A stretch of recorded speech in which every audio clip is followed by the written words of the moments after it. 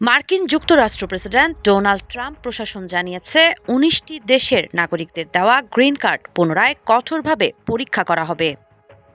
মার্কিন নাগরিকত্ব ও অভিবাসন পরিষেবার প্রধান জোসেফ এডলো বলেন, নিরাপত্তা ঝুঁকিতে থাকা দেশগুলোর অভিবাসীদের গ্রিন কার্ড যাচাই নতুন করে পর্যবেক্ষণে থাকবে। সংস্থাটি জানায়, তারা হোয়াইট হাউসের একটি পূর্ব ঘোষণার ভিত্তিতে এই পদক্ষেপ নিচ্ছে।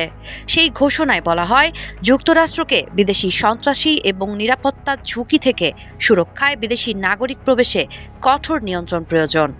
ঘোষণায় ১২টি দেশের নাগরিকদের যুক্তরাষ্ট্রে প্রবেশে পূর্ণ নিষেধাজ্ঞা উল্লেখ করা হয়। Afghanistan, Myanmar, Chad, Congo, Equatorial Guinea, Eritrea, Haiti, Iran, Libya. Fresh rice bran oil, সুস্থ হার্টে সুন্দর আগামী। সোমালিয়া, সুদান ও ইয়েমেন। এছাড়া ৭টি দেশে আংশিক নিষেধাজ্ঞা প্রযোজ্য: Burundi, Cuba, Laos, Sierra Leone, Togo, Turkmenistan ও ভেনেজুয়েলা।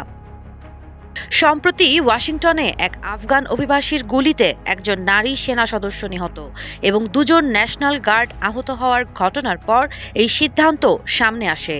সন্দেহভাজন ব্যক্তি ২০২১ সালে বিশেষ কর্মসূচিতে যুক্তরাষ্ট্রে প্রবেশ করেন, যদিও গ্রিন কার্ড রিভিউ এর ঘোষণায় সরাসরি ওই হামলার উল্লেখ নেই। যুক্তরাষ্ট্র জানায়, কোনো দেশ তালিকাভুক্ত হওয়ার পেছনে কয়েকটি কারণ বিবেচনা করা হয়েছে: নিরাপত্তা ঝুঁকি, ভিসার মেয়াদোত্তীর্ণের পর দেশে অবস্থান বৃদ্ধি, সঠিক নথি ও যাচাই ব্যবস্থার অভাব ও সন্ত্রাসী সংগঠনের উপস্থিতি বা নিয়ন্ত্রণ।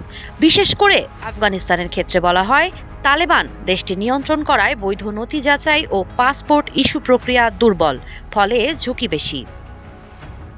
একই সঙ্গে যুক্তরাষ্ট্র বাইডেন আমলে আশ্রয় পাওয়া সব শরণার্থীর নথি পুনরায় পরীক্ষা এবং আফগানদের অভিবাসন আবেদন সাময়িক স্থগিতের সিদ্ধান্তও জানায়।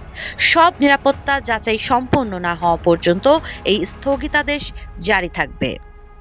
সাবা খান, নাগরিক প্রতিদিন।